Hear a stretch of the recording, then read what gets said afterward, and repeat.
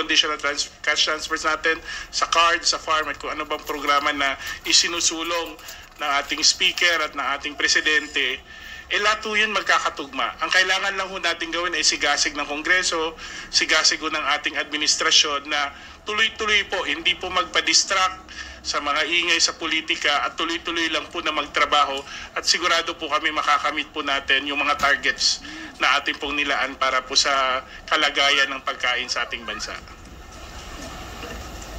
Anybody else po? Okay. Okay na po. Thank you po. Thank you. Thank you. Red Mendoza from Manila Times. Good morning po. Good afternoon na pala. Mabuna tayo sa ingay ng politika as quoted by Kong Jude. Kasi kahapon po, nagkaroon po ng hearing si Senator Bato de la Rosa tungkol doon sa di umano ay isang drug leak na document from PIDEA saying na si President Marcos daw po ay naimbestigahan for drugs. Pinipilit ng nung Jonathan Morales, isang disgraced PIDEA agent, na totoo daw yung document. And sinasabi din ni Bato de la Rosa na totoo din daw yung document kasi daw nakapuncher. Ano masasabi niyo po dito sa issue ng sinasabing pagiging drug addict daw ng ating Pangulo? Kasi pinipilit ng mga pro-Duterte na addict daw si President Marcos. Hindi nila ito. Ano po masasabi niyo po dito? I won't even dignify the comment about the president, no? But just with what happened during the hearing, it's one man's word against a system that, you know, we have confirmed that the PIDEA leadership has confirmed is electronic. Diba yung promise ba yun? Yung plans, records, or operations for miss. Yung IMS system nila, kung saan nakita nila na naipakita nila na hindi pwedeng singitan at may serialized yung number niyan sunod-sunod. So kumbaga objective information yon. Ang sinabi ng isang may record ng ang credibility ay questionable, sabihin na lang natin, no, isang dismissed PIDEA agent, marahil kitang-kita naman ng taong bayan kung sino ang dapat paniwalaan. Ay, hindi ko lang alam kung bakit yung kasama nating senador, yun ang gusto niyang paniwalaan, ano? Pero ako, siguro ito na yung ingay ng politika na dapat nating iwasan. Ako, para sa akin, no, nakakapagtaka din. Kasi nga, kung titingnan mo yung dalawang panig, isa po yung former agent ng PIDEA na nagsasabi na totoo itong dokumentong ito, at ito naman yung mismong PIDEA na.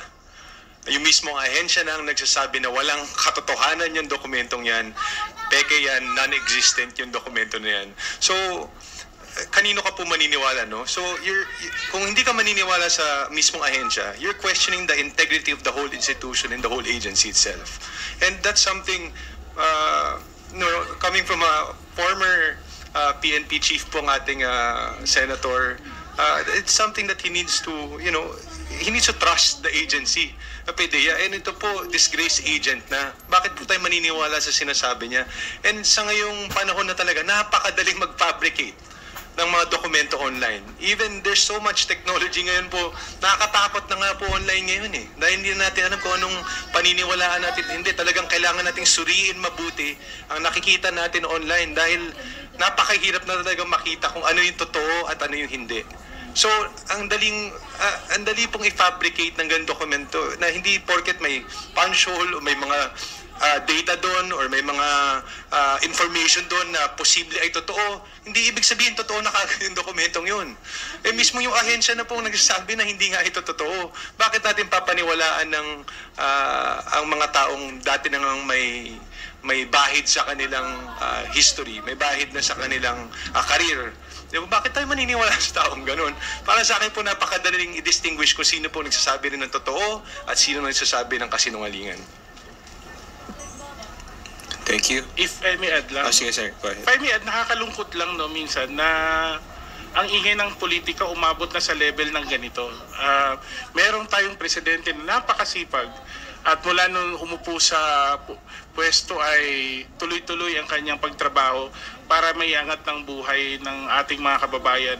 Pero merong iilan na talang patuloy na hindi napapagod rin na ibagsak pababa ang ating bansa. At sana hoy, pagmatsyag po ang ating mga kababayan, ang ating mga kapwa Pilipino, makita nila sino yung para sa ikabubuti natin at sino yung nag-iingay lang para sa mga pasarili ng pa-interest.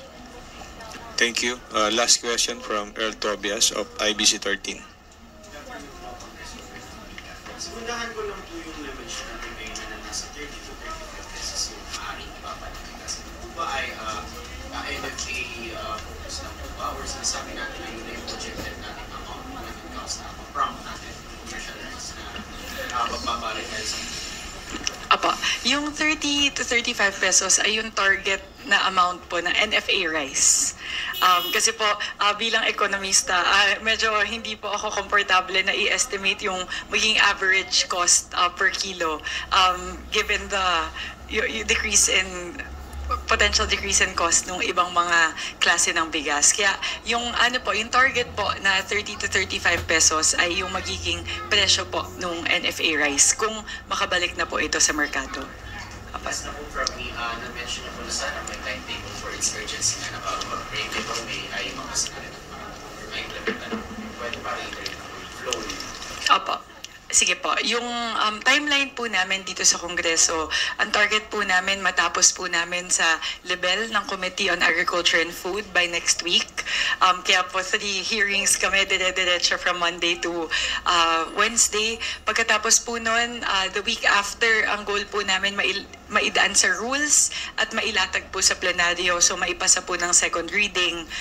The week after po yung third reading. Pero tulad nga po ng na-mention ko po kanina, meron pong thrust, meron pong direksyon yung ating pong mahal na speaker na i-request po sa ating Pangulo na ma-certify as urgent yung measure na ito. Ibig sabihin po nito, pwedeng i-second reading at i-third reading sa parehong araw.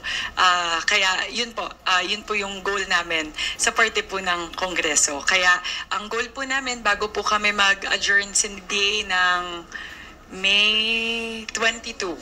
Yun po yung last day ng second regular session po ay atin po maipasa ito. Kaya yun po, uulitin ko lang po ang aming apela at apela ng ating mahal na speaker na sana po ay ganun din po kabilis yung galaw ng procedures ng approval sa Senado. Kasi kahit po matapos po namin bago mag-Senate dito po sa Kongreso, kung wala po kasing counterpart sa parte ng Senado, hindi din natin to mai-enact. At yun po yung target ng ating mahal na speaker na sana by June ay ma-enact na po ito bilang batas para po agad-agad ay matulungan na po yung ating mga kababayan at pagkaroon na muli ng access sa mas murang bigas sa merkado through NFA rice po. Maraming salamat po. Thank you po. Before I give the floor for the closing remarks of our guests, I'd like to thank po yung Present Public Affairs Bureau headed by Director Jun Pisco at saka itong Information and Communication Technology Service headed by Director Arnold De Castro at saka yung Engineering Department. Of course, special mention po kay Ryan Labog na parang nagiging secretary ko for the past 2-3 months natin ginagawa to. Salamat po. Thank you for your consistent assistance in providing technical support at saka transcripts for our daily briefings. Maraming salamat po. Mamiga, closing remarks po.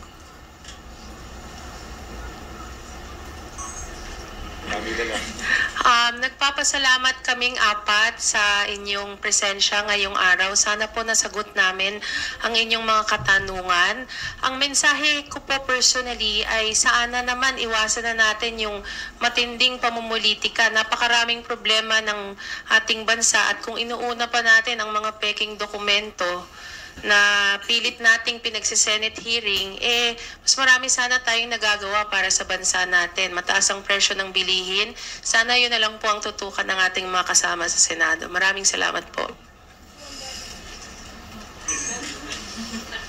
Sa amin pong parte, dito sa Kongreso, we are a working Congress. We are working very hard to pass legislation to help the Filipino people. And yun po yung assurance na amin po maibibigay. Kita naman po kahit po Thursday at wala pong sesyon ay full force po kami dito ngayong araw. Kaya araw-araw po nagtatrabaho po ang inyong Kongreso para po makapagpasa ng mga batas para po sa ikabubuti ng mga Pilipino. At sa akin pong parte, alam ko pong matindi ngayon yung usapin ng patungkol po sa pag-amyenda ng Rice Tarification Law at Rice Competitiveness Enhancement Fund.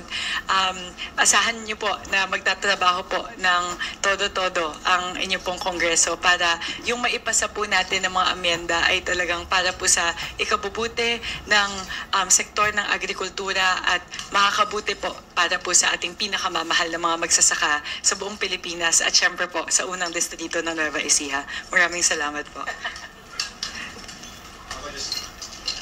I just want to say thank you for this opportunity and for your time, and of course to my colleagues for being here also this morning or this afternoon. Yun po, I guess we look forward na lang to kung may mga next opportunities pa po kami na makapag-usap po tayong lahat. And again, I just want to say thank you for this opportunity.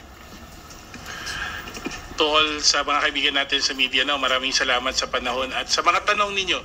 Actually, mahalaga ho na nagkakaroon tayo ng pagkakataong marinig ang mga tanong ninyo kasi doon po namin nakikita ang mga mahalagang issue na kinaharap ng ating mga kababayan. At sa aming pong pagpanday ng mga batas, sa paggawa ng mga batas, nagiging gabay po namin to.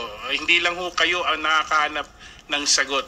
Sa inyong mga tanong, nahanap din namin ang mga kasagutan sa mga problemang kinakaharap ng ating bansa.